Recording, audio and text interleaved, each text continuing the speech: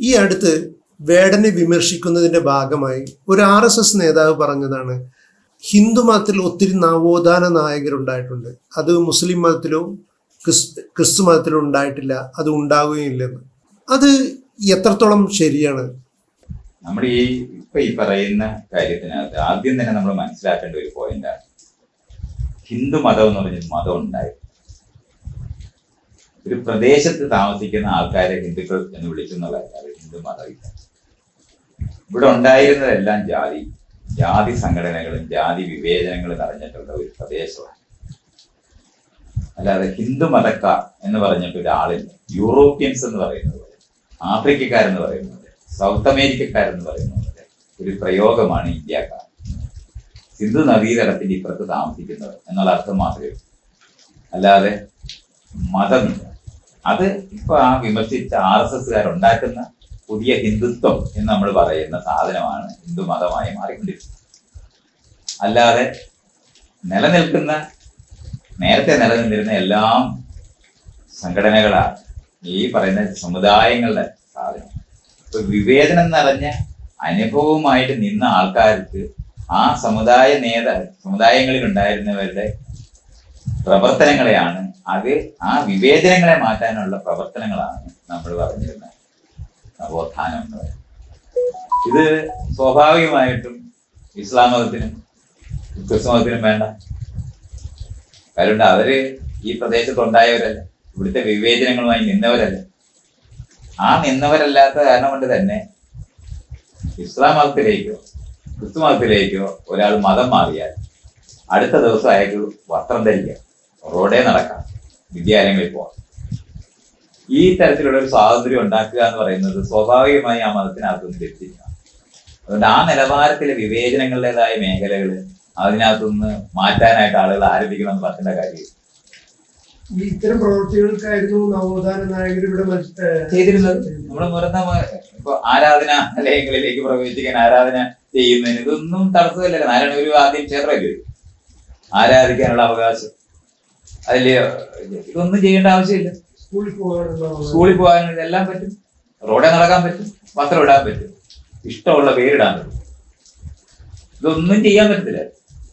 ഈ ചെയ്യാൻ പറ്റാതിരുന്ന അവസ്ഥയ്ക്കെതിരെ നടത്തിയിരുന്ന സാംസ്കാരികമായിട്ടുള്ള വിവേചനങ്ങൾക്കെതിരെ നടത്തിയിരുന്ന പ്രവർത്തനത്തിനെയാണ് നവോത്ഥാനം എന്ന് പറയുന്നത്. ഇത് ഈ രണ്ട് മതങ്ങളിൽ ചെയ്യേണ്ട, സ്വാഭാവികമായ ആ മതങ്ങള് ഒരു ദൈവത്തിന്റെ മക്കളായിട്ട് പഠിപ്പിക്കുന്ന സ്ഥലങ്ങൾ. അതുകൊണ്ടായിരുന്നു അതങ്ങനെ. ദൈവം പലതരത്തിൽ മനുഷ്യരെ സൃഷ്ടിച്ചു എന്ന് പഠിപ്പിക്കുന്ന യുക്തിയല്ലായിരുന്നു. കാലയിൽ നിന്ന് ഉണ്ടായവനും തൊടയിൽ നിന്നുണ്ടായവനും തോളയിൽ നിന്നുണ്ടായവനും വായിൽ നിന്നുണ്ടായവനും എന്ന് പറയുന്ന സൃഷ്ടി പ്രക്രിയയെ വെച്ചിട്ട് അങ്ങനത്തെ സാധനത്തിനെ വെച്ച് വിവേചനങ്ങളെ സ്വാധൂകരിക്കുന്നതായിരുന്നു നിലനിന്നിരുന്ന ജാതി സമുദായം. അങ്ങനെയായിരുന്നു. അതുകൊണ്ട് അവരുടെ ഇടയിലാണ് നവോത്ഥാനത്തിന്റെ സ്പിരിറ്റ് ഉണ്ടാകുന്നത്. അതുകൊണ്ട് ഈ മതം അങ്ങോട്ട് മാറിയാൽ ഉടനെ തന്നെ ഈ സ്വാതന്ത്ര്യം കിട്ടുന്നു. ഇത് കണ്ടിട്ടാണ് വിവേകാനന്ദൻ കേരളം എന്ന് പറഞ്ഞൊരു സ്ഥലം പ്രാന്താലയമാണെന്ന് പറഞ്ഞത്. ഒറ്റ ദിവസം കൊണ്ട് മതം മാറിയാൽ സ്വാതന്ത്ര്യം വരുന്ന നാട്. ഇത് എന്തൊരു സംഭവം! അല്ലാതെ ഈ ഇവിടുത്തെ ജാതിയുടെ പ്രശ്നം കണ്ടിട്ടാണ് അങ്ങനെ പറഞ്ഞതെന്ന് പറഞ്ഞാൽ അങ്ങനെയല്ല. ഇതാണ് അത്ഭുതകരമായിട്ട് അനുഭവിച്ചത്. എന്തൊരു ഭ്രാന്താണിത്!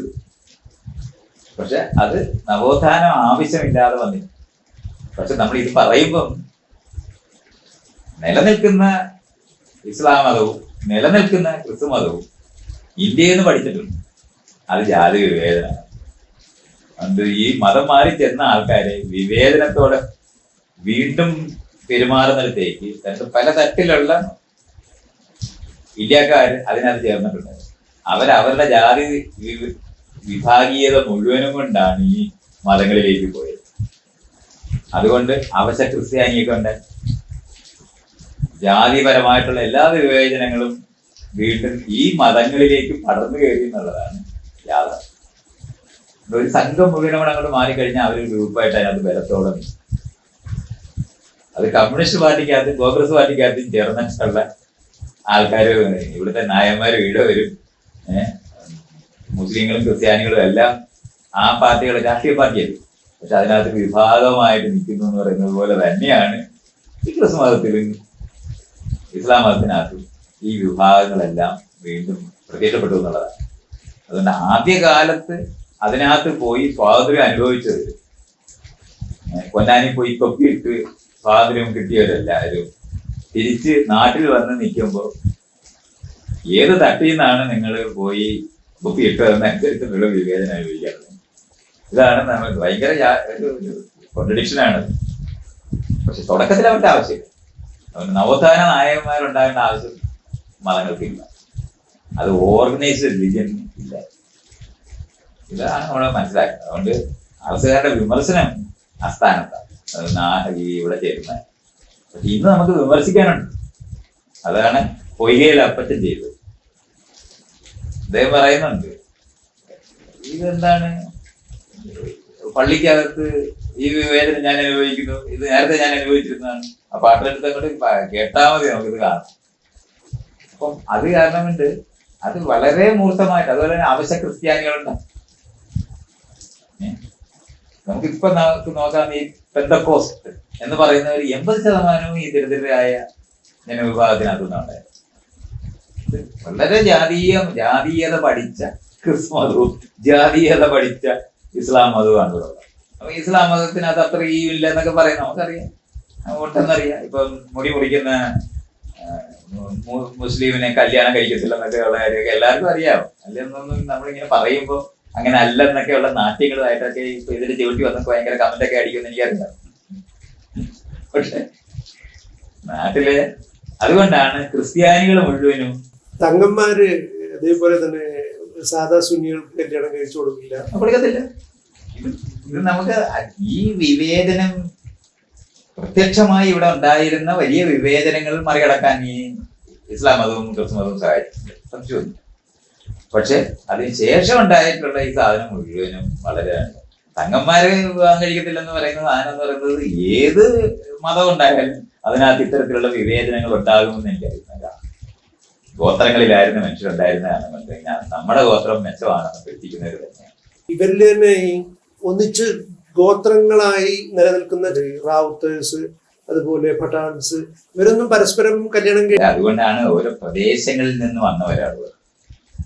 നമ്മളങ്ങനെയാണ്. ഗോത്രം എന്ന് പറയുന്നത് ആണ് റിയാലിറ്റി.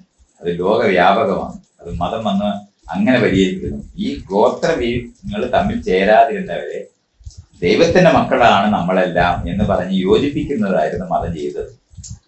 അത് പക്ഷെ അവരെ ഉപയോഗിക്കാൻ വേണ്ടി യോജിപ്പിച്ചു. രാജാക്കന്മാർ യോജിപ്പിച്ചപ്പോൾ അവരെ ഉപയോഗിക്കാൻ വേണ്ടി, അവർക്ക് വേണ്ടിയല്ല. അവരെ ഒരു കോർബലെ കോർക്കുന്ന പോലെ യോജിപ്പിച്ച. പക്ഷെ ആ ഒരു പ്രദേശത്തിന് അപ്പുറത്തേക്ക് വന്നപ്പോൾ ഏകദൈവ വിശ്വാസങ്ങൾ പലതുണ്ടായപ്പോഴാണ് മതത്തിന്റെ പ്രസക്തി നഷ്ടപ്പെടുന്നത്. ആ നിലവാരം യോജിപ്പിക്കുന്ന ഘടകം അനുഭവിക്കും. ഇന്നൊരു രാഷ്ട്രത്തിനകത്ത് പല മതങ്ങള് നിൽക്കുന്നത് ജാതി നിൽക്കുന്ന പോലെ. അതുകൊണ്ടാണ് ജാതി മതം എന്ന് നമ്മൾ വീണ്ടും പറയുന്നത്. അതൊക്കെ ആ ലെവലിൽ അത് മനസ്സിലാക്കുന്നത്. പക്ഷെ അങ്ങനെ അല്ലാതെ നമ്മൾ കാണുമ്പം ഇവര് വെച്ച ഈ വിമർശനം അതിന് ഇന്ന് പറയുന്ന ചില ന്യായങ്ങൾ പറയുന്നു എന്നുള്ളതല്ലാതെ അത് ആ കാലത്ത് ശരി, ആ കാലത്ത് അത് സ്വാതന്ത്ര്യം കൊടുത്തിട്ടുള്ളത് തന്നെയാണ്. ആരാധന സ്വാതന്ത്ര്യം കൊടുത്തു, വിദ്യാഭ്യാസ സ്വാതന്ത്ര്യം കൊടുത്തു, വഴിയിൽ നടക്കാനുള്ള സ്വാതന്ത്ര്യം കൊടുത്തു, വസ്ത്രം ധരിക്കാനുള്ള സ്വാതന്ത്ര്യം. ഭയങ്കര വ്യത്യാസം അത്. അതുകൊണ്ടാണ് എല്ലാവരും അങ്ങോട്ട് പോയത്. അതുകൊണ്ട് ക്രിസ്തുമതത്തിന് കുറെ നാളിന് മുമ്പ് തൊട്ട് ഇവിടെ തുടങ്ങിയ ഒരു പാരമ്പര്യമുള്ളതുകൊണ്ട് അതിനകത്ത് ആദ്യകാലത്ത് വന്നവരെല്ലാം ഞങ്ങളെല്ലാം ബ്രാഹ്മണരാണെന്നും പറഞ്ഞിട്ട് തുടങ്ങി. ഭയങ്കര രസമായിട്ടത്. എല്ലാ ദിവസവും ഇവിടുത്തെ ഈഴവരുടെ വീട്ടില്, നായന്മാരുടെ വീട്ടില്, പിന്നെ ക്രിസ്ത്യാനികളുടെ വീട്ടില്, ഇനി ഇസ്ലാമിന്റെ വീട്ടിലുണ്ടോന്ന് എനിക്ക് അറിയില്ല, ബ്രാഹ്മണരെ എക്സ്കമ്മ്യൂണിക്കേറ്റ് ചെയ്ത ബ്രാഹ്മണ സ്ത്രീകൾ ഞങ്ങളുടെ വീട്ടിൽ വന്നു, അവരുടെ മക്കളാണ് ഞങ്ങളെന്ന് പറഞ്ഞ് ജാതിയിൽ ഉയർന്നവരാണെന്ന് അഭിനയിക്കുന്നത് ക്രിസ്ത്യാനികൾ ഇഷ്ടം പോലെ. അവരുടെ വീടുകളിൽ മുഴുവൻ ഇത് പറയും. ഇത് പറയാത്ത ആഠ്യത്വമുള്ള നായന്മാരും ഇല്ല, ഈഴവരും ഇല്ല. എല്ലാവരും ഇത് പറയും. ഞങ്ങളുടെ വീട്ടിൽ ഒരു ബ്രാഹ്മണനാണ് ഇവരുടെ മോഡൽ. അങ്ങനെ ബ്രാഹ്മണരാകാനായിട്ട് ഇരിക്കുന്ന ഒരു കൊന്നൻ ഇവിടെ ഉണ്ടല്ലോ, അതിനെ പോലാണ് ഈ സകല ആളുകൾ. ഇത്രയും മ്ലേച്ഛമായ ജീവിതം മറ്റുള്ളവരെ മുഴുവൻ അടക്കി താഴ്പ്പെടുത്തി കീഴ്പ്പെടുത്തി ജീവിച്ച ഒരു വിഭാഗമാണ്. ആ പാർട്ടികളിൽ ആയിത്തീരണമെന്ന് ആഗ്രഹിക്കുന്നത് അധികാര കൊതി കൊണ്ട് മാത്രമേ. വേറെ രീതിയിൽ പോകാൻ പറ്റും. ഏറ്റവും മോശപ്പെട്ട സംസ്കാരമുള്ള ഒരു വിഭാഗമാണ്. കാരണം ജാതി ആദരിക്കുന്നവർ, മറ്റുള്ളവരെ കീഴടക്കിയവരാണ്, മോശപ്പെടുത്തിയവരാണ്, അവർ മോശമാണെന്ന് കരുതിയിരുന്നവരാണ്, വിവേചനങ്ങൾ നിറഞ്ഞവരാണ്, അവരാണ് മോഡൽ. എന്തൊരു തമാശയാണെന്ന് ആലോചിച്ചോ. അപ്പൊ അതുകൊണ്ട് നമ്മൾ ആ പറയുന്ന വിമർശനങ്ങൾ എടുക്കുമ്പോൾ വളരെ സങ്കീർണമായ ഒരു സമൂഹത്തിനകത്താണ് ഈ സംഭവങ്ങളെല്ലാം നിൽക്കുന്നതെന്നാണ്. ബ്രിട്ടീഷ് അപ്പോഴും ഹിന്ദുത്വവാദികൾ പറയുന്ന ഒരു കാര്യമാണ് ഇവിടെ അങ്ങനെ ജാതി വിവേചനങ്ങളില്ലെന്ന്. വിവേചനമാണ് ജാതി, അല്ലാതെ ജാതി വിവേചനം ഇല്ലെന്ന് പറയുന്നത്. ഈ അടുത്തൊരു സ്റ്റഡി കണ്ടു, ഓസ്ട്രേലിയയിൽ നിന്നുള്ള സ്റ്റഡി. ഇവിടെ ഈ ഓസ്ട്രേലിയ സ്റ്റഡി ഒന്നും നമുക്ക് വേണ്ട. നായർ മാട്രിമണി, ഈഴവ മാട്രിമണി, ബ്രാഹ്മണ മാട്രിമണിയൊക്കെ ഉള്ള സ്ഥലമല്ലേ നിങ്ങൾക്ക് ഇവിടെ ഇല്ലെന്ന് പറയും. ഓണർ കില്ലിങ് നടക്കുന്ന ഈ കഴിഞ്ഞ ദിവസങ്ങളിൽ ഇപ്പൊ തന്നെ ആരുണ്ട്, ആ ഒറീസയിലെ ഒരു പെണ്ണ് വേറൊരു ജാതിയിൽ പ്രണയിച്ചിട്ട് 40 പേരെ അവിടെ മുട്ടയടിച്ച് അവിടെ എത്തി. ഇതൊക്കെ നമ്മൾ ഇങ്ങനെ കണ്ടോണ്ടിരിക്കുന്ന സമയത്ത് എന്നിട്ട് നമ്മളിത് പറഞ്ഞോണ്ട് എങ്ങനെ പറയുന്നത്, ഇയാളെങ്ങനെ പറയുന്നത്? അതാണ് അല്ല ഞാൻ പറയുന്നതല്ല, ഹിന്ദുത്വവാദികൾ പറയുന്നത്. ഹിന്ദുത്വവാദികൾ പറയുന്നത് എന്തിനാണെന്നുള്ളതാണ് നമ്മൾ പറഞ്ഞത്. പ്രകടമായി കാണുന്നില്ല പഴയ പോലെ. പ്രകടമായി കാണുന്ന കാര്യമാണ് ഈ കാണുന്നതല്ല. ആരെ വേണേലും ഞങ്ങൾ വിവാഹം കഴിക്കും, SC ST ഒഴികെ എന്ന് പറഞ്ഞിട്ട് ബ്രാക്കറ്റ് ഇട്ട് അതിനകത്ത് വരുന്നില്ലേ? ഇത് ഉള്ള രാജ്യമല്ല, ഇനി എന്തോ വേറെ പറയുന്നത്. അമ്പലത്തിലെ പൂജാരിമാരും മുഴുവനും ബ്രാഹ്മണരാകേണ്ട ആവശ്യം എന്താ? എന്ത് കാരണമുണ്ട്? വേദം പഠിച്ചു കഴിഞ്ഞാൽ പറയാൻ പറ്റുമെന്ന് പഠിച്ചവനാണ് ബ്രാഹ്മണനാകുന്ന എന്നൊക്കെ പറഞ്ഞ് കഥയൊക്കെ പറയുമല്ലോ. പിന്നെന്താണ് ഒരു ജാതി വാരി പേരിനോട് ചേർക്കുന്നത്? അതിന്റെ ആനുകൂല്യം ലഭിക്കുന്നവർക്കാണ്. നമ്മളതങ്ങനെ മനസ്സിലാക്കണം. മറ്റുള്ളവർ എന്തുകൊണ്ടെങ്കിൽ ജാതി പേര് വിളിച്ച് ആക്ഷേപിച്ചെന്ന് പറഞ്ഞിട്ടാണ് കേസ്. അപ്പൊ ജാതി നെഞ്ചത്ത് ഒട്ടിച്ച് നടക്കാൻ പറ്റുന്നവന് അവിടെ തന്നെ ഇല്ലേ? അത്രയും കണ്ടാ പോലെ. അപ്പൊ വിവേചനം അനുഭവിച്ച ആരാണെന്നുള്ളതാണ് നമ്മൾ. ആ വിവേചനം അനുഭവിച്ചവർ ഇവിടെ ഉണ്ടായിരുന്നു എന്നുള്ളത് കൊണ്ടാണല്ലോ ജാതി പേരിട്ട് വിളിച്ച് ആക്ഷേപിച്ചു. ഇങ്ങനെയാണ് കേസ്. വേടനാണ് ജാതി ഇവിടെ ഉണ്ടാക്കുന്നതെന്നുള്ള രീതിയിൽ. അതുകൊണ്ടാണ് ഇവിടെ ഉള്ള വിവേചനങ്ങളെ നിലനിർത്തിക്കൊണ്ട് അംബേദ്കർ എന്തിനാണ് ഈ ദളിത് കോൺസ്റ്റിറ്റ്യുവൻസി വേണമെന്ന് ആവശ്യപ്പെട്ടത്? ഒരിക്കലും അല്ലെങ്കിൽ അവര് റെപ്രസെന്റേറ്റ് ചെയ്യപ്പെട്ടേ ആകെപ്പാട് അങ്ങനെ വേണമെന്ന് അദ്ദേഹം ആവശ്യപ്പെട്ടിട്ട് അത് സമരം ചെയ്ത് ഇവിടുത്തെ ജാതിവാദിയായ ഗാന്ധിയാണ് അത് ഉണ്ടാക്കിയത്. അതില്ലാതെ ശരിയായ ഏറ്റവും ആ ലെവൽ ദ്രോഹിയാണ് ഗാന്ധി. ഒരു സംശയം നമുക്ക് വേണം. വളരെ കൃത്യമായിട്ട് അംബേദ്കറെ തോപ്പിച്ച് ശരിക്കും പറഞ്ഞാൽ ഇന്ത്യൻ കോൺസ്റ്റിറ്റ്യൂഷനകത്ത് അത്തരത്തിലുള്ള ഒരു മാറ്റം ഇന്നും നമുക്ക് ഇത് സംസാരിക്കാൻ, ഈ വിഷയം സംസാരിക്കേണ്ടി വരുന്നത് റെപ്രസെന്റേഷൻ ഇല്ലാതായിപ്പോയി. ഈ പ്രശ്നം ഭയങ്കരമാണ്, നമ്മൾ അറിയേണ്ടതാണ്. ആ റെപ്രസെന്റേഷന് വേണ്ടി കോൺസ്റ്റിറ്റ്യൂഷൻ എഴുതിയ ആള് നിർബന്ധമാക്കിയതാണ്, വേണമെന്ന് ആവശ്യപ്പെട്ടത്. അത് സമരം ചെയ്ത് പട്ടിണി കിടന്ന് പൂന പാക്ടിനെ അത് ഒപ്പിടിപ്പിച്ചാണ് ഇല്ലാതാക്കിയത്. കോൺഗ്രസ്സുകാർ ഇത്ര കാലം അതിനെക്കുറിച്ച് വാദിച്ചിരുന്നില്ല. പക്ഷേ രാഹുൽ ഗാന്ധി ഈ അടുത്ത് പ്രാതിനിധ്യം വേണ്ടതിനെ കുറിച്ച് പറയുന്നുണ്ട്. അല്ല, അതിപ്പോ പറയേണ്ടി വരുന്നത് ആ കാലത്ത് ഇത് ചെയ്യപ്പെടാതെ പോയത് കൊണ്ടാണ്. അന്ന് സ്വാതന്ത്ര്യ സമരവുമായിട്ട് ബന്ധപ്പെട്ടും ആളുകളുടെ നവോത്ഥാന മൂല്യങ്ങളുമായിട്ട് ഇന്ത്യ ആകെ നോക്കി എല്ലായിടത്തും ഒരു മാറ്റം പറ്റുന്നതിന് വേണ്ടി നിൽക്കുന്നത് ബ്രിട്ടീഷുകാർക്കെതിരെ, ബ്രിട്ടീഷുകാരുടെ നിയമത്തിന് മുമ്പിൽ തുല്യരാണെന്ന് പറയുന്ന ആശയവും എല്ലാം കൂടെ ചേർന്ന് ആകെ മാറുന്ന ഒരു സമൂഹം. അന്ന് ആ കോൺസ്റ്റിറ്റ്യൂഷനും അതിനോട് ബന്ധപ്പെട്ട മറ്റുള്ള നവീകരണവും കൂടെ ഒന്നിച്ച് നടന്നിരുന്നെങ്കിൽ നല്ല മാറ്റം ഉണ്ടാകും. ഇയാള് ഒരു സമയത്തും ഈ അംബേദ്കർ പ്രസംഗിക്കുന്നുണ്ട്, BBC-യുടെ അവസാനത്തെ ടോക്ക് അയാൾ കൊടുക്കുന്നുണ്ട്. ഇങ്ങനെയാണ് ഡെമോക്രസി മുമ്പോട്ട് പോകുന്നതെന്നുണ്ടെങ്കിൽ നടക്കത്തില്ല. അത് വളരെ കൃത്യമായിട്ട് നമ്മളിപ്പോൾ അനുഭവിക്കുന്നത്. ഒരു തരത്തിലും നമുക്ക് ജനാധിപത്യപരമായ ഒരു സമൂഹം ഉണ്ടാക്കിയെടുക്കാൻ കഴിഞ്ഞിട്ട് ഈ പഴയ സാധനം അങ്ങനെ തന്നെ. കാപ്പ് പഞ്ചായത്താണ് വടക്കേന്ത്യ കൊടുക്കുന്നത്. പഞ്ചായത്ത് എന്ന് പറഞ്ഞാൽ നമുക്ക് ഇന്ന് കാപ്പ് പഞ്ചായത്താണ് ഓർമ്മ. ജാതി നിലനിർത്താൻ വേണ്ടി ഉണ്ടാക്കിയ ജാതി കൂട്ടമാണ് കാപ്പ് പഞ്ചായത്ത്. അതിന്റെ മോഡലാണ് ഈ സംസാരിക്കുന്നത്. നമ്മൾ ഈ എലക്ട് ചെയ്തെടുക്കുന്ന പഞ്ചായത്ത് ഫംഗ്ഷൻ ചെയ്യത്തേ ഇല്ല അവിടെ ചെയ്തത്. ജാതി സംഘടനയാണ്. അതുകൊണ്ടാണ് അത് ഇങ്ങനെ ഒരു 2000 വർഷമായിട്ട് ഇങ്ങനെ നിൽക്കുന്ന സ്ഥലങ്ങളാണ്. തലയ്ക്ക് മേളിൽ കൂടാണ് ഈ സംഭവങ്ങൾ മുഴുവൻ. എന്ന് പറഞ്ഞാൽ ഞാനതിനെ പറയുന്നത്, ഈ തൂത്തുവാരി ആ കട്ടിലിന്റെ കീഴിലോട്ട് ഇട്ടിട്ട് ഒരു തുണി എടുത്ത് അതിന്റെ മേളില് അഴുക്കെല്ലാത്തിന്റെ മേളിൽ വരയ്ക്കുന്ന പോലാണ് നമ്മുടെ ഭരണഘടന ഈ ജാതിക്കൂട്ടത്തിന്റെ മുകളിൽ ഇട്ടത്.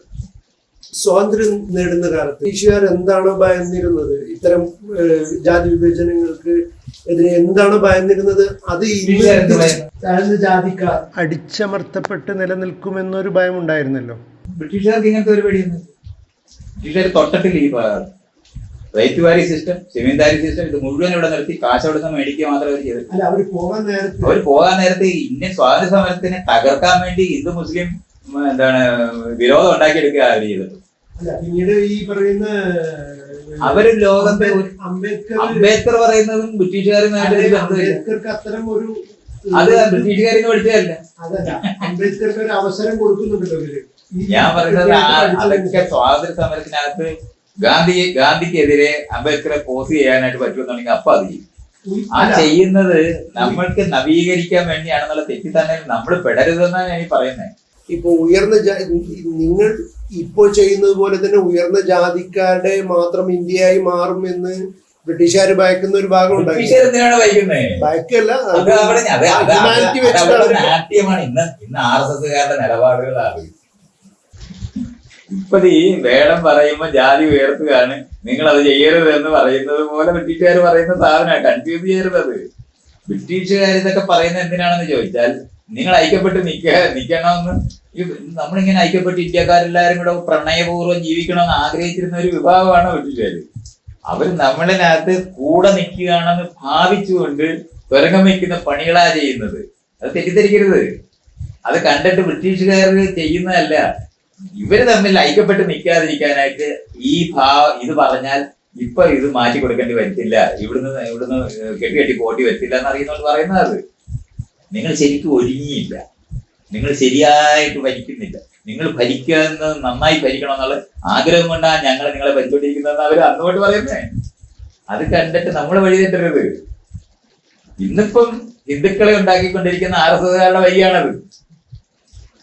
നിങ്ങൾ ഇപ്പൊ ഈ ജാതി പ്രശ്നമൊന്നും ഇവിടെ പറയരുത്. നമ്മൾ ഈ യഥാർത്ഥ ശത്രുക്കളായിരിക്കുന്ന മുസ്ലിങ്ങളെയും ക്രിസ്ത്യാനികളെയും ഓടിച്ചോണ്ടിരിക്കുന്ന സമയത്ത് നിങ്ങൾ ഈ ജാതിയുടെ പ്രശ്നം പറയരുതെന്ന് പറയുന്ന അതേ സ്ഥലമാണത്. അംബേദ്കർക്ക് ഇത്തരം ഒരു അവസരം ലഭിക്കുന്നത് പോലും ബ്രിട്ടീഷുകാരുടെ എന്താണ് ബ്രിട്ടീഷുകാരുടേത് കൊണ്ടല്ല. ബ്രിട്ടീഷുകാർ ഇന്ത്യയിലെ സ്കൂള് തുടങ്ങിയെടുത്തു രാഷ്ട്രീയം പാടില്ലെന്ന് പഠിപ്പിച്ചവരാ. ഭരിക്കാനുള്ള കുറച്ച് പേർക്ക് ട്രെയിനിങ് കൊടുക്കുന്നതിന് നിങ്ങൾ തന്നെ കൊണ്ടുപോയ ആ പഠിക്കാൻ പോയപ്പോഴാണ് അവിടെ സോഷ്യലിസ്റ്റ് ആശയങ്ങൾ മുഴുവൻ നിൽക്കുന്നത്, ജനാധിപത്യത്തിനെ പറ്റി ആശയങ്ങൾ നിൽക്കുന്നത്. ബ്രിട്ടീഷ് ഭരണകൂടവും അവിടുത്തെ ഭരിക്കുന്നവരല്ല ഈ പഠിപ്പിക്കുന്നത്. ഹ്യൂമും ആനി ബെസന്റും ഒക്കെ വരുന്നത് ബ്രിട്ടീഷുകാരായതുകൊണ്ടല്ല, അവര് ജനാധിപത്യവാദികളായ മനുഷ്യരായതുകൊണ്ടാണ്. അവരെ എല്ലാരും കൂടെ ഇയാളെ ബ്രിട്ടീഷുകാരുടെ കൂട്ടത്തിൽ പെടുത്തരുത്. അവിടെ അത് ബ്രിട്ടീഷുകാരല്ലെന്ന്. ഇതാണ് കുഴപ്പം. ബ്രിട്ടീഷുകാരെന്ന് പറഞ്ഞാൽ ഭരിക്കുന്ന ബ്രിട്ടീഷുകാരെന്ന് പറയുന്നത് രാജാവിന്റെ ആൾക്കാരാണ്. ഒരു നാട്ടിലെ ജനങ്ങൾ മുഴുവനും കൂടെ ബ്രിട്ടീഷുകാരെന്ന് പറയുന്ന വാക്ക് പറയുന്ന ഈ സാധനം ഒരിക്കലും മനസ്സിലാതെ. അല്ലാതെ അപ്പൊ അവരെ എല്ലാവരും കൂടെ അവിടെ റിക്രൂട്ട് ചെയ്ത് ഇങ്ങോട്ട് വിട്ടതാണോ? ബ്രിട്ടീഷ് രാജാവ് ഇരുന്നിട്ട് നിങ്ങൾ അവിടെ പോയി നന്നാക്കണം അവരെ. ഇന്ത്യക്ക് സ്വാതന്ത്ര്യ സമരം നടത്താനായിട്ട് ആനി ബെസന്റിനെയും ഹ്യൂമിനെയും കൂടെ അവിടുന്ന് ബ്രിട്ടീഷ് രാജ്ഞി പറഞ്ഞു വിട്ടായിരുന്നോ? എന്നാ ഇയാൾ പറയുന്നത് ഞാൻ എടുക്കാം. അങ്ങനെയാണോ? അപ്പൊ പിന്നെ എന്തിനാണ് അങ്ങനെ പറയുന്നത്? അതുകൊണ്ടാണ് നമ്മൾ വായിക്കാത്തത് പറയുമ്പോൾ മനസ്സിലാകണം. ഒരു ജനവിഭാഗത്തിനകത്ത് ജനാധിപത്യത്തിന് വേണ്ടി വാദിക്കുന്ന മനുഷ്യരും ഉണ്ടാകും, അതിനെ അടിച്ചമർത്തുന്ന വിഭാഗം ഉണ്ടാകും. അല്ല ഇന്ത്യക്കാരെല്ലാരും കൂടെ ഉമ്മ വെച്ച് എല്ലാരും കൂടെ ഉമ്മ വെക്കാൻ പറ്റത്തില്ലെന്നുള്ളതാണ് നമ്മൾ അനുഭവിച്ചുകൊണ്ടിരിക്കുന്നത്. അല്ല എല്ലാരും ഇന്ത്യക്കാരൊന്നും അല്ലെന്ന് നമ്മൾ പറയുന്നത് കൊണ്ടാണ്. ദ്രോഹികളായ മനുഷ്യർ എല്ലാ വിഭാഗങ്ങളിലും എന്നും ഉണ്ട്. ദ്രോഹികൾ അധികാരത്തിൽ ഇരിക്കുമ്പോഴാണ് നമ്മൾ സമരം ചെയ്യാൻ ബാധ്യത വരുന്നത്. ഹിന്ദുത്വം എന്ന് പറയുന്നുണ്ടെങ്കിൽ ഇന്ത്യൻ കോൺസ്റ്റിറ്റ്യൂഷന് വിരുദ്ധമായിട്ടാണ് അത് ഉണ്ടാക്കുന്നത് നമ്മൾ കാണണം. അല്ലാതെ അവർ ഇന്ത്യക്കാരാണെന്ന് വിചാരിച്ചുകൂടെ.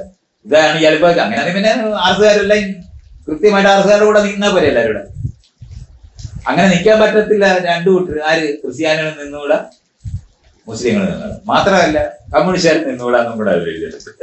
എന്ന് പറഞ്ഞാൽ ഈ ആശയം പറയും, ജനാധിപത്യത്തിനെ പറ്റി സംസാരിക്കും. മറ്റേ മതവിശ്വാസികൾ ജനാധിപത്യത്തിനെ പറ്റി പറയത്തില്ല. ഇസ്ലാം മതവാദികള് ജനാധിപത്യത്തിനെ പറ്റി സംസാരിക്കുമോ? മിണ്ടത്തില്ല. ക്രിസ്ത്യാനികൾ പറയുമോ? പറയത്തില്ല.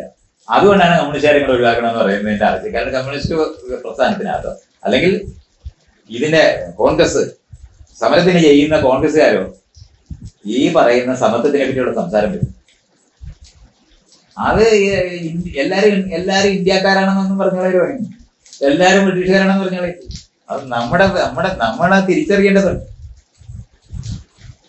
ഇംഗ്ലണ്ടിൽ ജനാധിപത്യം കൊണ്ടുവരാനായിട്ട്, അവിടെ കൂടുതൽ ജനാധിപത്യം കൊണ്ടുവരാനായിട്ട് സമരം ചെയ്യുന്നവര് അവിടുത്തെ ഭരണകൂടം ഇവിടുത്തെ മോശപ്പെട്ട് ഇവിടുത്തെ ജനങ്ങൾക്ക് എതിരെ പെരുമാറുന്നു എന്ന് പറഞ്ഞിട്ട് സമരം ചെയ്യാൻ വന്നവരാവര്.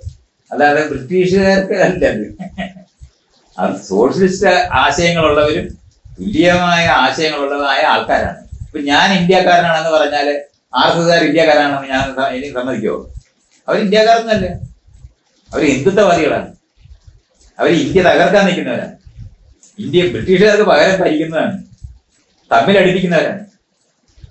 ഹിന്ദുക്കളായിട്ട് മുസ്ലിങ്ങളായിട്ട് തരംതിരിച്ച് ബ്രിട്ടീഷുകാർ ഇന്ത്യയെ ദുർബലപ്പെടുത്താൻ വേണ്ടി ചെയ്തിരുന്ന, ഇവിടുത്തെ എന്നുവെച്ചാൽ സ്വാതന്ത്ര്യ സമരത്തിനെ ദുർബലപ്പെടുത്താൻ വേണ്ടി അവർ ചെയ്തിരുന്ന ഒരു സാധനമാണ്. അതുകൊണ്ടാണ് അവർ വിട്ടുപോയ സ്ഥലത്ത് മുഴുവനും ആളുകൾ തമ്മിലടിക്കും. ഇന്ത്യയും പാകിസ്ഥാനും ഉണ്ടാകുന്ന അങ്ങനെയാണ്. നമ്മൾ ലോകവ്യാപകമായി ബ്രിട്ടീഷുകാർ വിട്ടുപോയ സ്ഥലത്തെല്ലാം ആളുകൾ തമ്മിലടിക്കും.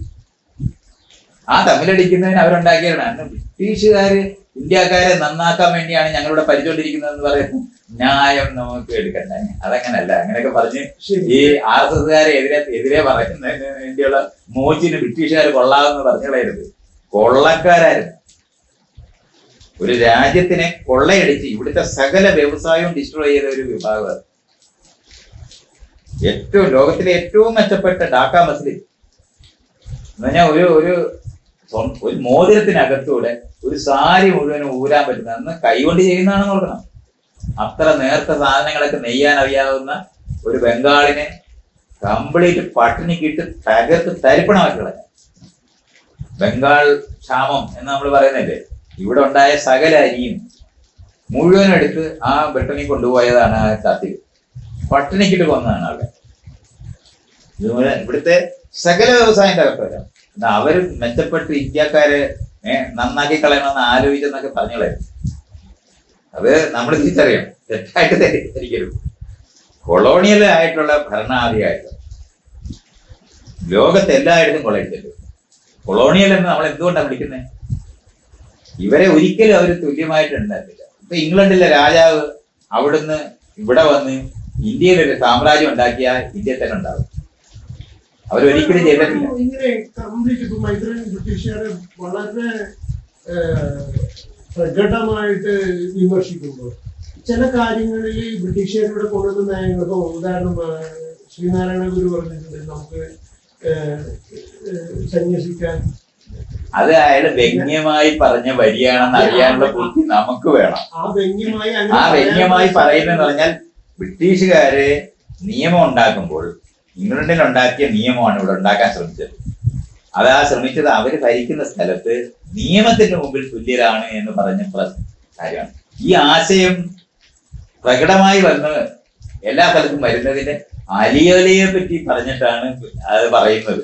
ബ്രിട്ടീഷുകാര് തിരുവിതാംകൂർ സാമന്ത രാജ്യമാണ്, കപ്പം കൊടുക്കേണ്ടവരാ. അതുകൊണ്ട് ജാതിക്കനുസരിച്ചായിരുന്നു, മനുസ്മൃതി അനുസരിച്ചിട്ട് അവര് ഭരിച്ചോണ്ടിരുന്നു. ഇപ്പം ഇയാള് എന്താ ഈ വിഷയം പറയുന്ന സമയത്ത് നാരായണ ഗുരു സന്യാസം എടുത്തത് ബ്രിട്ടീഷുകാരായിട്ടെന്ന് ബ്രിട്ടീഷുകാർ നേരിട്ട് സന്യാസം കൊടുക്കുന്ന കഥയല്ലല്ലോ പറയുന്നത്. ബ്രിട്ടീഷുകാരുണ്ടാക്കിയ അന്തരീക്ഷത്തിനെ പറ്റി. ആ അന്തരീക്ഷം എന്ന് പറയുന്നത് അവര് ഭരിക്കുന്ന സ്ഥലങ്ങളിനകത്ത് അവർക്ക് അറിയുന്ന അതേ ഉള്ളൂ, അല്ലാതെ അവർക്ക് ജാതി അറിഞ്ഞൂടാ. അവർ ക്രിസ്ത്യാനികളാണ്, അവർക്ക് ജാതി അറിഞ്ഞൂടാ. അത് കാരണം കൊണ്ട് അവരവിടെ ഉണ്ടാക്കിയതിന് ആ കാലഘട്ടത്തിനകത്ത് ബ്രിട്ടനിൽ നടന്നിട്ടുള്ള സമരങ്ങളുമായിട്ട് ബന്ധപ്പെട്ട് ഉണ്ടായ സോഷ്യലിസ്റ്റ് ആശയങ്ങളും ജനാധിപത്യ ആശയങ്ങളും ഉണ്ട്. അതിന്റെ ഭാഗമായിട്ടുണ്ടാക്കിയ നിയമങ്ങൾ കാരണമാണ് ഈ അന്തരീക്ഷം ഉണ്ടായത്. അത്രയാണ് നമ്മൾ മനസ്സിലാക്കേണ്ടത്. അത് ഇന്ത്യക്കാരെ നന്നാക്കാൻ വേണ്ടി ഉണ്ടായതാണ്. തെറ്റിദ്ധരിക്കരുത് നമ്മൾ. അത് ബെനിഫിറ്റ് എന്ന് ഇയാൾ പറയുമ്പം ഈ ബെനിഫിറ്റ് ഇവര് അപ്പുറത്തിരുന്ന് അവര് ഭരിക്കാൻ വേണ്ടി അവരുണ്ടാക്കിയ സാധനം മാത്രമാണ് ശരിയാണ്. അപ്പോഴും അങ്ങനെ ബെനിഫിറ്റ് അത് അങ്ങനെ ആ ബെനിഫിറ്റ് എന്നുള്ള വാക്ക് ഇയാൾ ഉപയോഗിക്കുമ്പോൾ ബ്രിട്ടീഷുകാർ കാണിച്ചിട്ടുള്ള മര്യാദകള് ഇപ്പൊ ഇയാൾ RSSകാരൊക്കെ പറയുന്നതിന് ഇതേപോലെ വെച്ചു കൊടുക്കും. അത് നമ്മളാണ് അറിയേണ്ടത്. ലോകത്ത് എന്നും അങ്ങനെയാണ്. അല്ല തീർച്ചയായിട്ടും അവര് നമ്മളെ കൊള്ളയടിക്കാൻ വന്ന ആളുകളുടെ പ്രൊട്ടക്ഷൻ കിട്ടും. നിങ്ങൾ അവരുടെ കൂടെ ചേർന്ന എല്ലാ കാര്യസ്ഥന്മാരും ഇല്ലേ, കാര്യസ്ഥന്മാരെല്ലാരും നല്ല വീട്ടിൽ കഴിയും. ജന്മിയുടെ കൂടെ നിന്നാ മതി. ആ സമയത്ത് കാര്യസ്ഥന്റെ വശത്തു നിന്ന് നോക്കുകയാണെന്നുണ്ടെങ്കിൽ ഈ ജന്മിയെ പോലെ കൊള്ളാവുന്ന ഒരാളില്ലല്ലോ. ഇതുപോലൊരു പോയിന്റ് നമ്മൾ പറഞ്ഞു തരരുത്. നമ്മൾ അറിയേണ്ടതാണ് ഇവർ രണ്ടുപേരും കാര്യസ്ഥൻ സാധാരണ നാട്ടുകാരുടെ ഇടയിൽ നിന്ന് എടുത്തിനെ ആക്കിയതാ. പക്ഷെ അവനെ ഉപയോഗിച്ചാണ് മറ്റുള്ളവരെ മുഴുവൻ അടിമകളാക്കുന്നത് എന്നുള്ള കാര്യം നമ്മൾ അറിയണം. അല്ലാതെ എല്ലാവർക്കും വേണ്ടി അല്ല അത് ചെയ്യുന്നത്. അപ്പൊ ഇതുപോലെ അറിയേണ്ടതുണ്ട്. ബ്രിട്ടീഷുകാര് തോക്ക് കൊണ്ടുവന്ന് വെടിവെക്കാൻ പറ്റുന്ന സമയത്ത് തോക്ക് പരിശീലനം ഇവിടുത്തെ സാധാരണക്കാരെ ആൾക്കാരെ എടുത്ത് തോക്കിന് പരിശീലനം കൊടുത്ത് അവരുടെ പട്ടാളക്കാരായി യുദ്ധത്തിന് അന്യ രാജ്യങ്ങളിൽ കൊണ്ടുപോയിട്ടുണ്ട്. അപ്പൊ ഇവിടെയുള്ള ആൾക്കാർക്കൊക്കെ തോക്ക് വെച്ച് പരിശീലനം കൊടുത്തത് കൊണ്ടാണ് ഇന്ത്യൻ സ്വാതന്ത്ര്യ സമരത്തിനകത്ത് അവർക്ക് വെടിവെക്കാൻ പറ്റിയത്. ആ സൈഡ് ഇഫക്ട് കണ്ടിട്ട് ഇന്ത്യക്കാരെ നന്നാക്കാൻ വേണ്ടി തോക്ക് പഠിപ്പിച്ചെന്നുള്ള കാര്യം പറയരുത്. അതാണ് എനിക്ക് പറയുന്നേ. കണിശമാണ്. തോക്ക് ഉപയോഗിക്കാൻ പഠിപ്പിച്ചെന്നുള്ള യാഥാർത്ഥ്യമില്ലേ. പക്ഷെ അത് ജർമ്മനിക്കെതിരെ യുദ്ധം ചെയ്യാൻ വേണ്ടി ഇന്ത്യക്കാരെ ഒരുക്കാനാണ് അവർ ചെയ്തത്. അത് ബ്രിട്ടീഷുകാർക്ക് ഗുണപ്രദമായിട്ട് ചെയ്തതാ. പക്ഷെ നമ്മൾ തോക്ക് ഉപയോഗിക്കാൻ പഠിച്ചു എന്നുള്ള കാര്യം ഇല്ലാതെ വന്നില്ല. സൈഡ് ഇഫക്റ്റ് ഉണ്ട്. അതാണ് ഇയാൾ പറയുന്നത്. അങ്ങനെ അത് പറയണം. അതിന് നേരിട്ടുള്ള ഉന്നമുണ്ടെന്ന് പറയുന്നത്. അത് നമ്മൾ എപ്പോഴും കൺഫ്യൂസ്ഡ് ആയി പോകും. പിന്നെ നമുക്ക് അവരെ വിമർശിക്കാൻ പറ്റാതായി പോകും. ബ്രിട്ടീഷുകാര് ഇവിടെ അവര് ഉരുളക്കിഴങ്ങ് കൊണ്ടുവന്നിട്ടില്ല. ഈ ഇന്ത്യക്കാർ മുഴുവൻ നിന്ന് ഏറ്റവും കൂടുതൽ തിന്നുന്ന ഒരു സാധനമാണ് ഉരുളക്കിഴങ്ങ്. ഉള്ളി കൊണ്ടുവന്നിട്ടില്ല, പപ്പായ കൊണ്ടുവന്നിട്ടില്ല, ബ്രെഡ് ഫ്രൂട്ട് കൊണ്ടുവന്നിട്ടില്ല, കപ്പലിന്റെ കൊണ്ടുവന്നിട്ടില്ല, പറങ്ങേണ്ട് വന്നിട്ടുണ്ട്. ഇതെല്ലാം നമ്മളിങ്ങനെ പറഞ്ഞു കഴിഞ്ഞാൽ അയ്യോ ഇന്ത്യ ഇത്രയും നന്നാക്കി വേറെ ആരെങ്കിലും മുന്നുണ്ടോ? ഇത് നമ്മൾ. പക്ഷെ അന്ന് ലോകത്ത് എവിടെയാണോ ഇത് കളിക്കുന്നത് അവിടെ എല്ലാവരും കൃഷി ചെയ്തിട്ടുണ്ട്. അതിന്റെ കൂട്ടത്തിൽ ഇന്ത്യയിൽ കൃഷി ചെയ്തിട്ടുണ്ട്. അത്രേ ഉള്ളൂ.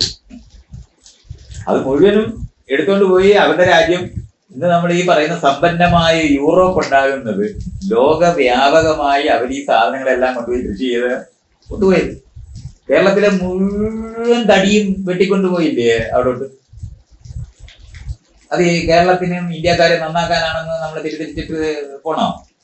ഇനി ഈ കേരളത്തിനകത്ത് ഈ വെട്ടിയിട്ട് സകലെടുത്തും തേയില നട്ട്, കാപ്പി നട്ട്, റബ്ബർ നട്ട് ഇന്ത്യക്കാരെ എന്തുമാത്രം നന്നാക്കി. ഞാൻ പറഞ്ഞത് ആ വശമല്ല. അതാണ്. അതെങ്ങനെ പറയുമ്പോ ഈ ജീവിത നിലവാരം ഇവരുടെ മുഴുവൻ ഉയർന്നില്ലേ? ഇയാളത് വേണ്ടി ഞാൻ പറയുമ്പോ കണ്ടുപടി ഞാൻ ഈ പറയുമ്പോ ശ്രദ്ധിച്ച് മനസ്സിലാക്കണം. ഈ തോട്ടം ഉണ്ടാക്കി കുരുമുളക് കൃഷി പഠിപ്പിക്കുക. കുരുമുളക് നമ്മൾ മലയിലൊക്കെ കയറി പെറുക്കുമായിരുന്നു, പറിച്ചുകൊണ്ട് വരത്തേ ഉള്ളായിരുന്നു, കൃഷി ചെയ്യുന്നില്ലായിരുന്നു. ഇവർ വന്നാണ് കൃഷിയൊക്കെ പഠിപ്പിക്കുക. അവർ കൃഷി നമ്മളെ പഠിപ്പിക്കാൻ വേണ്ടി പഠിപ്പിക്കുകയാണെന്ന് തിരിച്ചിരിക്കുന്നത് ഞാൻ പറയുന്നത്. സൈഡ് ഇഫക്റ്റ് ഉണ്ട്. ആ സൈഡ് ഇഫക്റ്റ് ഇയാൾ പറയുന്ന സമയത്ത് അത് ബ്രിട്ടീഷുകാരുടെ കരുണയും സ്നേഹവും നമ്മളെ ഉന്നത ആൾക്കാരാക്കി മാറ്റാൻ ശ്രമിക്കുന്നതാണ്. തിരിച്ചു പോരുത്. നമുക്ക് ഇവിടുത്തെ ജാതിവാദികൾക്കെതിരെ പറയാനായിട്ട് അത് അങ്ങനെ ഉപയോഗിക്കരുതെന്നാണ്. അത് വളരെ അത് ചെയ്തിട്ടുണ്ട്. ഇവിടെ ഈ ഇംഗ്ലീഷ് പഠിപ്പിച്ചില്ലേ? നമ്മളെ ഇംഗ്ലീഷ് പഠിപ്പിച്ചെന്തിനാണ്? നമ്മളെ കൊണ്ട് നമ്മളെ പഠിപ്പിക്കാനാണ്. അല്ലാതെ ഇംഗ്ലീഷ് പഠിപ്പിക്കാൻ അവർക്ക് ഇന്ത്യക്കാരെ കൊണ്ട് ഇന്ത്യക്കാരെ പഠിപ്പിക്കാനാണ് നമ്മൾ വിദ്യാഭ്യാസം ആരംഭിച്ചത്. പക്ഷെ അവർ വളരെ ശ്രദ്ധിച്ചിരുന്നു. മെക്കാളയുടെ സ്റ്റേറ്റ്മെന്റുകളും ഇയാൾ പഠിച്ചു നോക്കണം. അതിനകത്ത് ഇതുണ്ട്. ഈ കണ്ടന്റ് എടുത്ത് കളയരുത്.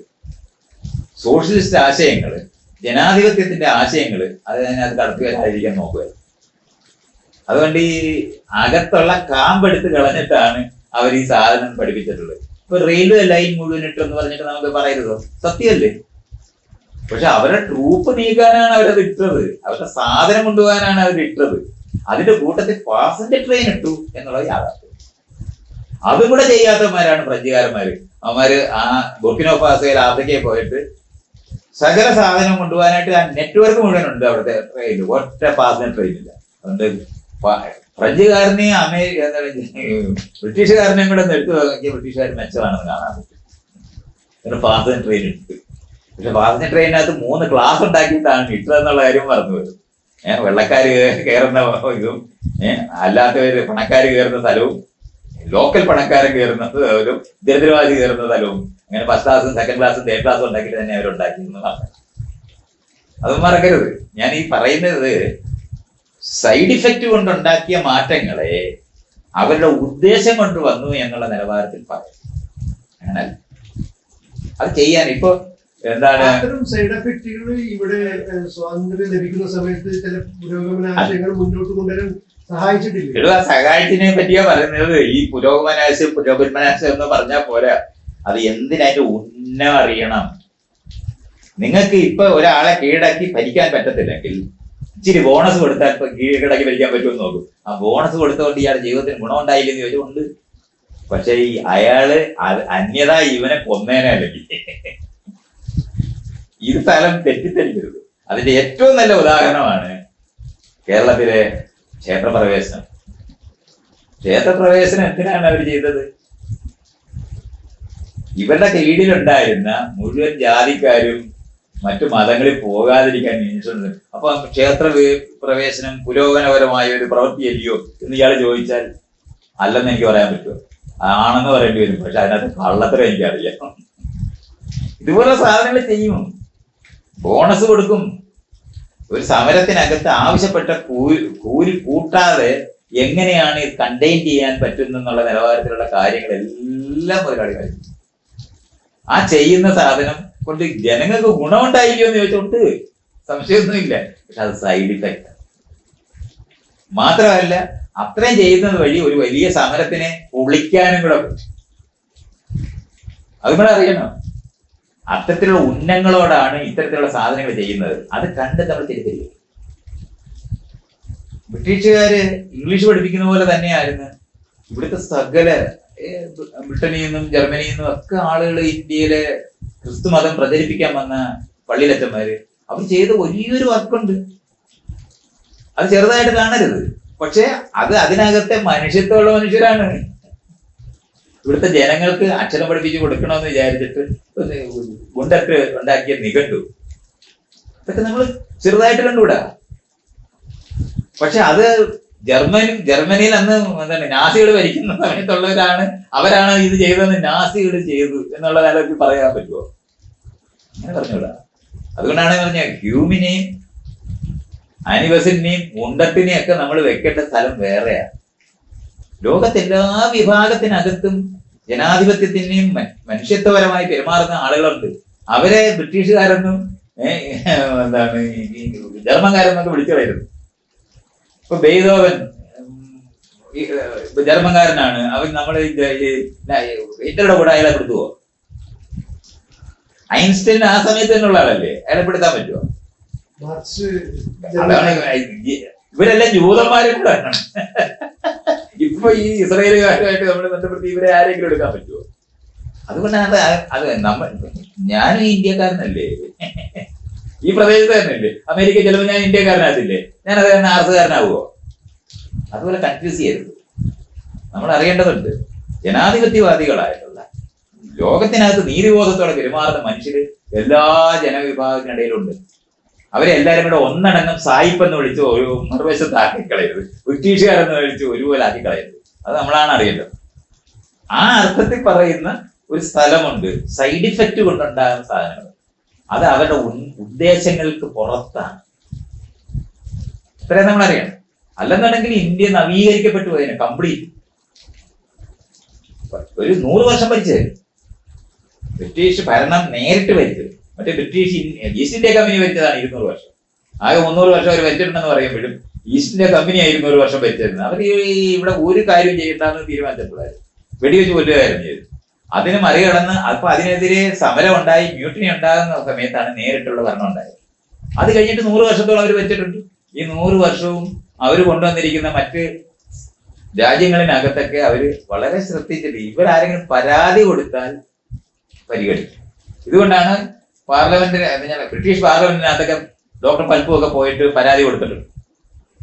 പക്ഷെ അവരൊന്ന് ആലോചിക്കും, കാരണം കപ്പം കറക്റ്റായിട്ട് തന്നുകൊണ്ടിരിക്കുന്ന ഒരു രാജ്യമാണെങ്കിൽ അവരുടെ ഇടപെട്ടത്. അതുകൊണ്ട് അങ്ങനെ ഇന്ത്യക്കാരെ നന്നാക്കാൻ വേണ്ടി ബ്രിട്ടീഷുകാർ ചെയ്തു കളഞ്ഞു എന്നുള്ള ചരിത്രമൊന്നും വേണ്ട.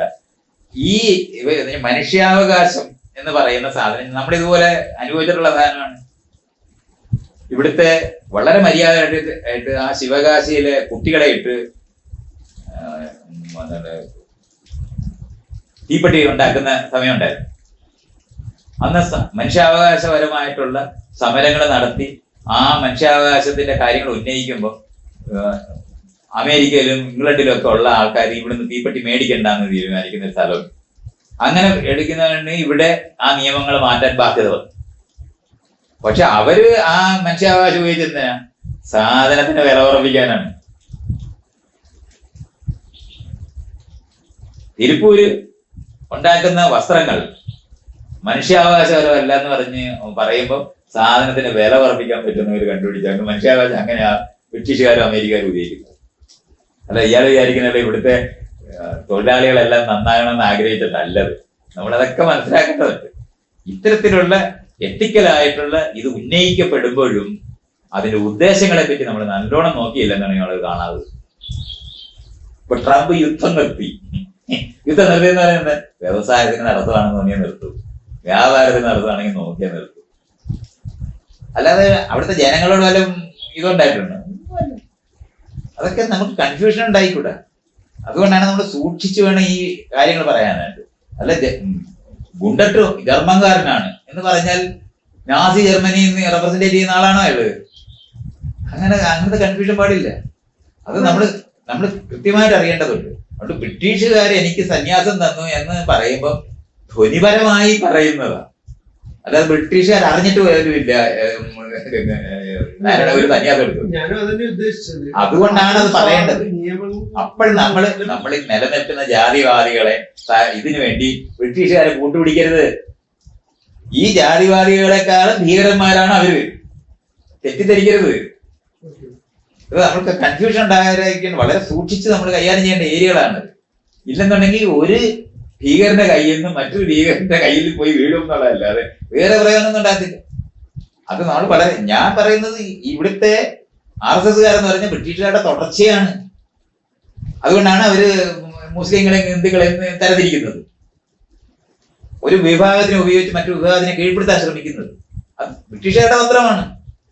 അത് അനുവർത്തിക്കുന്നത് അങ്ങനെ തന്നെ അനുവർത്തിക്കുന്നത്. ഇപ്പൊ വടക്കേ ഇന്ത്യ തെക്കേ ഇന്ത്യ ഭരിക്കുന്ന യുക്തി വരുന്നതും അതേ കാരണമുണ്ട്. വടക്കേ ഇന്ത്യക്കാരായിരിക്കുന്ന മുതലാളിമാര് തെക്കേ ഇന്ത്യക്കാരെ ഭരിക്കണമെന്ന് തീരുമാനിക്കുന്ന വഴി ഉണ്ടാക്കിയിരിക്കുന്ന നിയമങ്ങൾ, സാധനങ്ങൾ ഇപ്പോൾ ഉണ്ടാക്കിക്കൊണ്ടിരിക്കുന്നത്.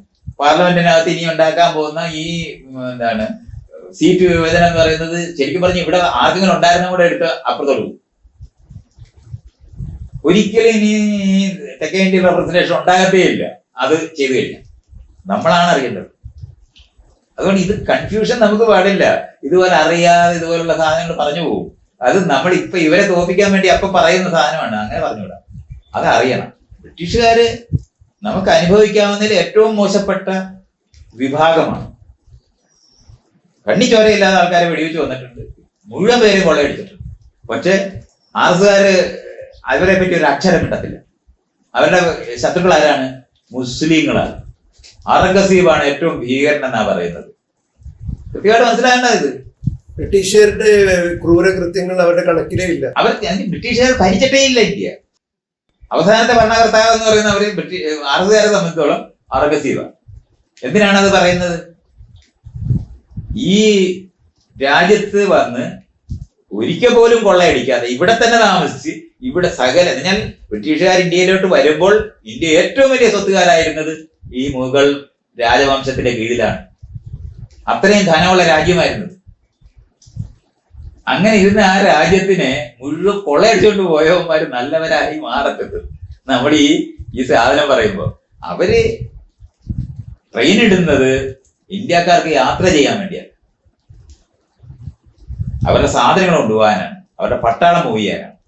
അതാണ് അവരിടുന്നത്. പക്ഷെ അതിനകത്ത് പാസഞ്ചർ ട്രെയിൻ ഉണ്ട്. ഇപ്പോ അതിനകത്ത് ദരിദ്രവാസികളും കുറച്ച് കയറി അറിഞ്ഞ് ജോലിക്കാരെ കയറ്റിക്കൊണ്ട് പോകാനായിട്ട്, ഷട്ടിൽ ചെയ്യാനായിട്ട് ഇട്ട 3ാം ക്ലാസ് ആണ് നമുക്ക് കിട്ടുന്നത്. അത്രയും കിട്ടിയില്ലയോ എന്ന് ചോദിക്കുന്ന ചോദ്യം ശരിയാണ്. പക്ഷെ അതിന്റെ ഉന്നതല്ല, അത് ജോലിക്കാരെ കൊണ്ടുപോകാനുള്ള. അവർക്കിരുന്ന് പോകുന്ന ഒരിടത്തും അവർ ആരെയും കയറ്റി ഇരുത്തിയിട്ടില്ല. പിന്നെ ഇവിടുത്തെ ജാതിവാദികൾ പറയുന്നത് പോലെ തന്നെ പെരുമാറിയവർ തന്നെയാണ് ബ്രിട്ടീഷുകാർ. അവർക്ക് ജാതി ഈ സകല തരത്തിലും വെള്ളക്കാരായി തന്നെയായിരുന്നു അവർ പെരുമാറുന്നത്. വൈറ്റ് സൂപ്പർമേസിസ്റ്റുകളാണ്. ആ വൈറ്റ് സൂപ്പർമേസിസ്റ്റുകളായിരിക്കുന്നവരെല്ലാം വെള്ളക്കാരല്ലെന്ന് അറിയണം. നമ്മളത് കൃത്യമായിട്ട് അറിയണം. ഇംഗ്ലണ്ടിലും അമേരിക്കയിലും സൗത്ത് ആഫ്രിക്കയിലും ഒക്കെ ഉള്ള സൂപ്പർമേസിസ്റ്റുകളെ നമ്മൾ വിളിക്കുന്നത് എന്ന് പറഞ്ഞാൽ വർണ്ണവെറിയന്മാർ, വെള്ളക്കാരായിട്ടിരിക്കുന്നവര്, വെളുത്ത തൊലിയുള്ളവർ മുഴുവനല്ല. അങ്ങനെ നമ്മളെ ഇക്വേറ്റ് ചെയ്ത് കളയരുത്. അത്തരത്തിലുള്ള ബോധം നമുക്ക് വേണം. പക്ഷെ അതേ സമയത്ത് ഇവിടെ ഇന്ത്യ ഭരിച്ച ബ്രിട്ടീഷുകാര് ആണ് ഈ ഗുണമെല്ലാം ചെയ്തതെന്ന് പറഞ്ഞാൽ അങ്ങനല്ല. അതിവിടെ വന്ന് ശരിക്കും പറഞ്ഞാൽ ബോധത്തിനകത്ത് ഇംഗ്ലീഷ് പഠിപ്പിച്ചാൽ അവരെ കൊണ്ട് കൈകാര്യം ചെയ്യാൻ പറ്റുമെന്ന് മെക്കാളയുടെ സിദ്ധാന്ത പ്രകാരം തന്നെയാണ് ഇംഗ്ലീഷ് പഠിപ്പിച്ചത്. പക്ഷെ ജനങ്ങളോട് സ്നേഹം തോന്നിപ്പോയ മനുഷ്യർ ഇതിനകത്തുണ്ട് എന്നുള്ളത് നമ്മൾ അറിയണം. അവിടെയാണ് ഹ്യൂം വരുന്നത്, അവിടെയാണ് ആനി ബെസന്റ് വരുന്നത്, അവിടെയാണ് ഗുണ്ടട്ട് വരുന്നത്. പള്ളി കൊണ്ട് മനുഷ്യനെ കീഴ്പ്പെടുത്താൻ പറ്റുമെന്ന് തിരിച്ചറിഞ്ഞിട്ട് തന്നെയാണ് ഈ ഒരൊറ്റ മതമാക്കിയെടുക്കാനായിട്ട് എല്ലാ ഭരണാധികാരികളും ശ്രമിക്കും. അതിനുവേണ്ടി തന്നെ. പക്ഷെ അത് കാരണം കൊണ്ട് നല്ല അച്ഛന്മാർ ഇതിനിടയ്ക്ക് ഉണ്ടായി പോകത്തില്ല എന്ന് വിചാരിക്കരുത്. യഥാർത്ഥ മനുഷ്യസ്നേഹികളായ അച്ഛന്മാരുണ്ടായി പോകും. അത് വെളുത്തിരിക്കുന്നതുകൊണ്ട് മുഴുവൻ വർണ്ണവർഗന്മാരായി പോകുന്ന തിരിച്ചിരിക്കും. അത് നമ്മളെല്ലാവരും എപ്പോഴും അറിയേണ്ട കാര്യങ്ങളാണ്. എല്ലാ വിഭാഗത്തിനകത്തും ഇത്തരത്തിലുള്ള ഡിവിഷൻസ് ഉണ്ട്. അത് വളരെ കൃത്യമായിട്ട് മനസ്സിലാക്കാതെ രാഷ്ട്രീയമായിട്ട് പങ്കുചേരാൻ പറ്റത്തില്ല. നമ്മൾ കൃത്യമായിട്ട് അറിയേണ്ടതാണ് ആരുമായി പങ്കുചേരണം, ആരുമായി പങ്കുചേരരുത് എന്നുള്ള കാര്യമാണ്. അത് ബ്രാഹ്മണ ഗ്രൂപ്പിൽ പെടുന്നത് കൊണ്ടോ മറ്റ് ജാതി ഗ്രൂപ്പുകളിൽ പെടുന്നത് കൊണ്ടോ അവർ മുഴുവൻ പേരും അങ്ങനെ തന്നെ ആയിരിക്കും എന്ന് പറയുന്ന പോയിന്റിൽ നമ്മൾ എത്തരും. പക്ഷെ അതിന്റെ ആനുകൂല്യങ്ങൾ അവർക്ക് കിട്ടും. ജനിക്കുന്നത് വഴി കിട്ടുന്ന ആനുകൂല്യങ്ങൾ, വെളുത്തിരിക്കുന്ന ആൾക്കാർക്ക് കിട്ടുന്ന ആനുകൂല്യമാണ്, അത് അവർക്ക് കിട്ടില്ല. പക്ഷെ അവര് വിവേചനത്തോടെ പെരുമാറാതിരിക്കാനായിട്ട് അവർക്ക് കഴിയും. അങ്ങനെയാണ് നമ്മൾ അത് മനസ്സിലാക്കേണ്ടത്. അങ്ങനെ പെരുമാറുന്ന വിഭാഗം ചെയ്യുന്നത് ബ്രിട്ടീഷുകാർ എന്ന് പറയുന്ന അർത്ഥത്തിൽ പ്രയോഗിച്ചത് വളരെ സൂക്ഷ്മമായിട്ട് നമ്മൾ അറിയേണ്ടതാണ്. അതുകൊണ്ട് ഇപ്പൊ നമ്മൾ ഈ തരത്തിലുള്ള പ്രസ്താവനകളും കാര്യങ്ങളും എല്ലാം ചെയ്യുമ്പോൾ സംവരണം കൊണ്ടാണ് ജാതി നിലനിൽക്കുന്നതെന്ന് വാദിക്കുന്നവന്മാര് പറയുന്ന അതേ വരിയാണ് വേടനെ പാട്ട് പാടുന്നത് കൊണ്ടാണ് ജാതി ഉണ്ടാകുന്നതെന്ന് പറയുന്നത്. അത് സംവരണ വിരുദ്ധരായ ജാതി അനുകൂലികളായ ജാതിവാദികളായ ആളുകളുടെ ആർഗ്യുമെന്റ്. അത് നമ്മൾ എടുക്കേണ്ട ആവശ്യമില്ല.